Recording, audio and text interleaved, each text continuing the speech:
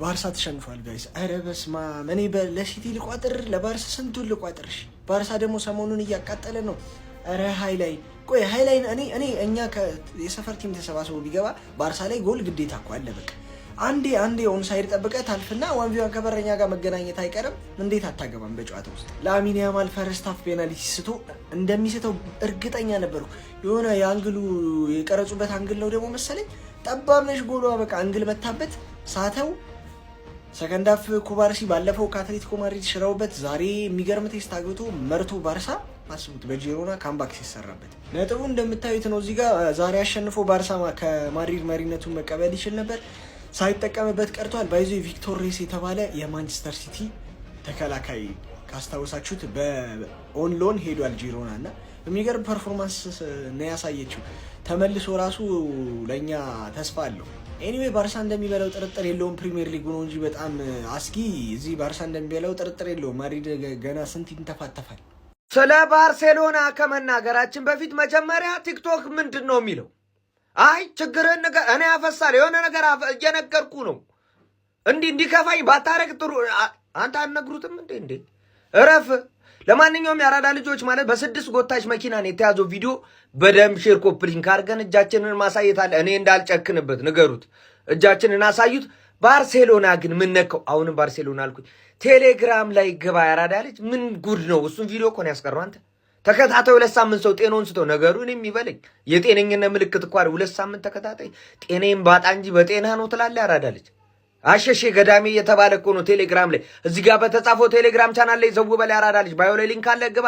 ካልሆነ ይሄንን ሄደ ቴሌግራም ላይ ሰርች ማድረግ ነው ካንተ የሚጠበቀው ማለት። ዛሬ ማክሰኞ ነው። ፕሌይ ኦፍ ጌሞች እጅግ በጣም ቆንጆ አሉ። እየገባ ተቀላቀል። እድሜ ለጋርሻ ይሁንና ባርሳ ተርፏል ያራዳ ልጅ። ከዚህም ይብሳል። 2-1 መሸነፉ እንዳይገርም። ትናንት ያማ ላይ ነው ስቷል። ምንም ችግር የለውም ይሳት። ስንት ስቀናል። በዚህ ምንም የሚያጣጣ ውስጥ አንገባም።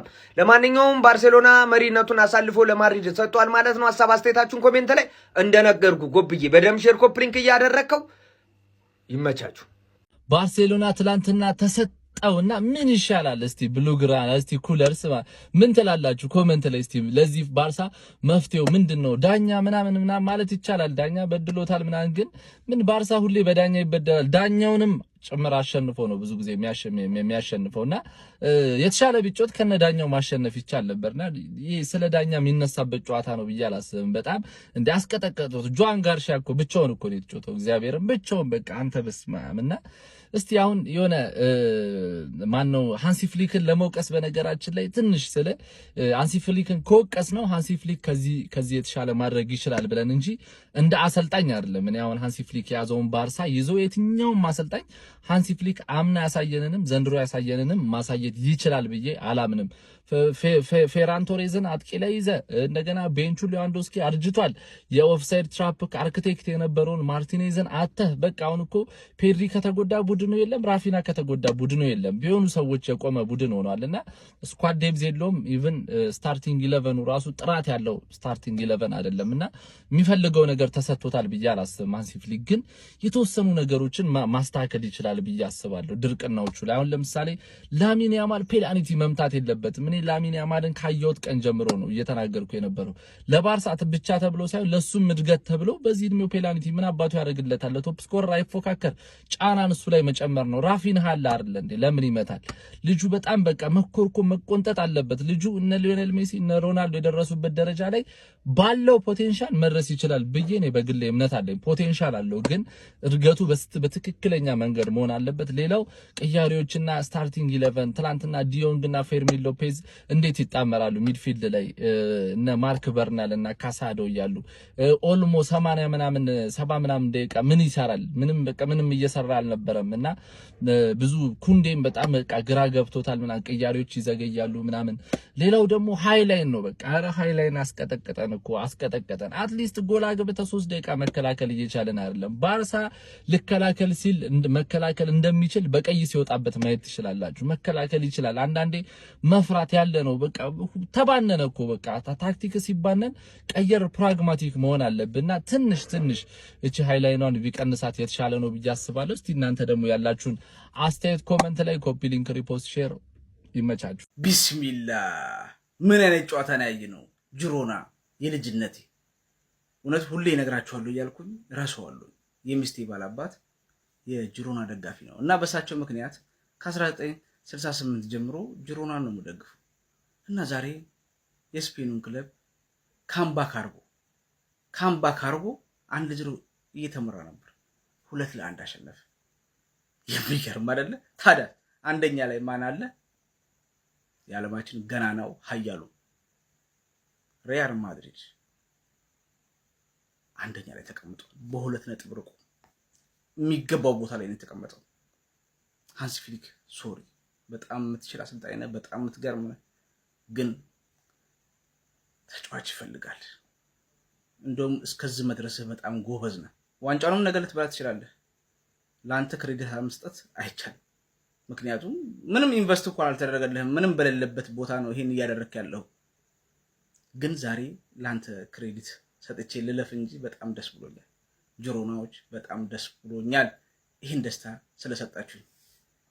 እውነት በጣም ነው ደስ ያለኝ። ሁለተኛ ጎል ሲቆጠር እንደውም ፋውል ይሆናል ብዬ ነበርና ግን አይቶ ምሮናል ፈጣሪ።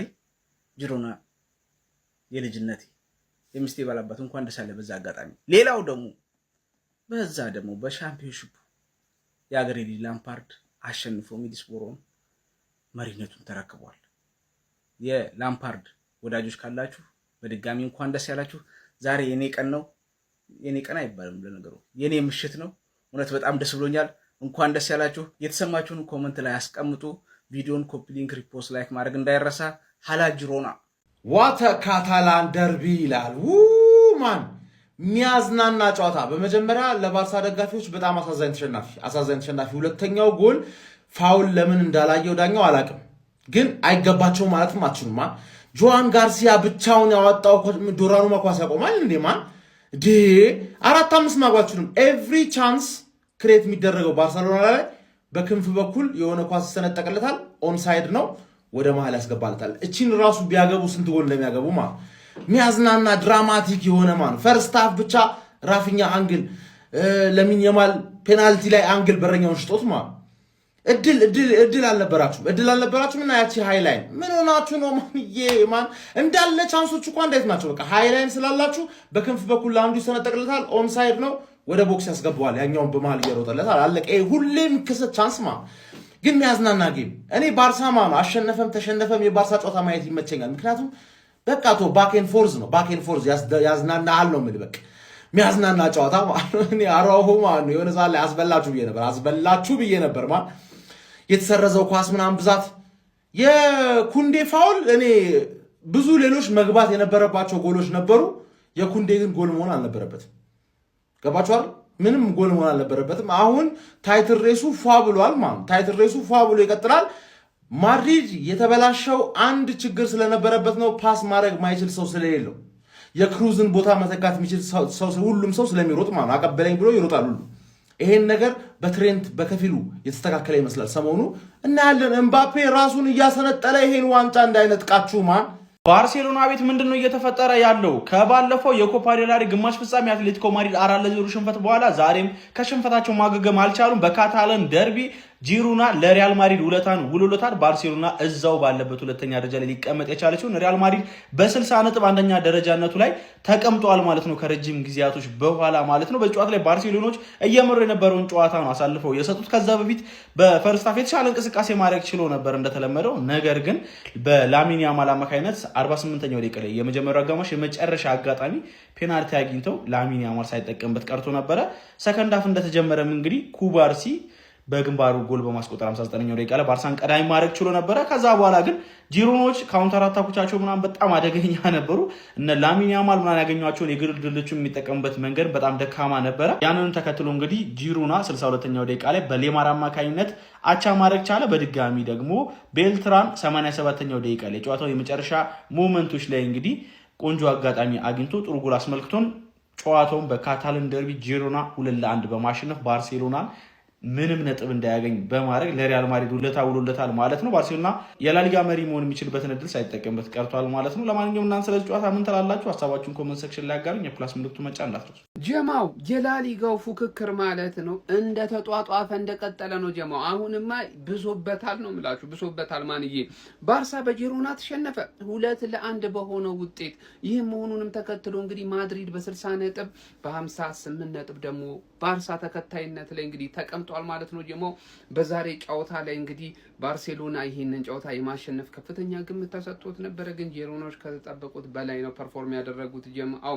በጨዋታው ላይ ባርሳ ፔናልቲ አግኝቶ ነበር፣ ግን ያንን ፔናልቲ ላሚን ያማል ስቶታል፣ ሊጠቀምበት አልቻለም ጀማው። ታዲያ ሰከንድ ሃፍ ላይ እንግዲህ በተፈጠረው ድራማ መሰረት 2-1 በሆነው ውጤት ባርሳ ተሸንፏል። እንግዲህ ይህ መሆኑ ከባድ ነው ጀማው፣ ምክንያቱም ማድሪድ በ2 ነጥብ ልዩነት ሊጉን መምራት ጀምሯል ማለት ነው ጀማው። እንደምታውቁት ባርሳ ተከታታይ ጨዋታ ሽንፈት እያጋጠሙ ይገኛል። ያ ብቻ አይደለም፣ የቡድኑ ስፕሪትም ጥሩ አይመስልም። በዛሬ ጨዋታ ላይ እንኳን አንዳንድ ተጫዋቾች ተቀይረው ሲወጡ ያሳዩትን ሪያክሽን እያያችሁ ነው። እንግዲህ በፍጹም ደስተኞች አይደሉም ተቀይረው የወጡት ተጫዋቾች። ከሃንሲ ፍሊክ ጋርም ጥሩ ግንኙነት ያላቸው እስከማይመስል ድረስ ነው እንግዲህ ወደ ተቀያሪ ወንበር ላይ ሲያመሩ የተመለከትኩት። እንግዲህ ባርሳ ቤቱ ትንሽ ችግር ነገር ገባ ሳይል አይቀርም ጀማው። እና ሀሳብ አስተያየት አላችሁ፣ ሀሳባችሁን አካፍሉኝ። ይመቻችሁ።